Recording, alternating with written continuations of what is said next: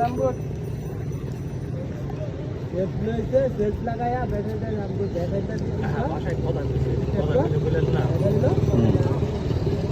বলে তুই রান্না বান্না তো আর পারো, রান্না বান্নার ঝামেলায় যাবি, আবার পরে দেখা গেছে ঘরে একটা প্রেশার করবো যে রান্না বান্না করে দেওয়া লাগবো বা এরকম একটা ইয়ে।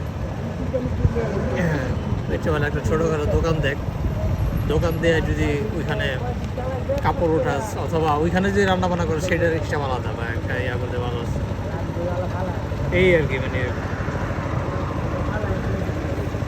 কি যে করবো এটাই বুঝে পেয়েছি। দেখেন কি করা যায়, কেন কি করবেন কন, কিছু তো করতে হবে জীবনে, চলতে হলে জিনিসগুলো করতে হবে, কিছু না কিছু শিখতে হবে। দুনিয়ার নিয়মই এটা, দুনিয়া থেকে কেউ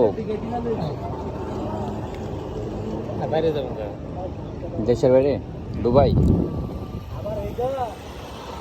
সৌদি আরব যেটাই মানে প্রবাস জীবন পারবেন না,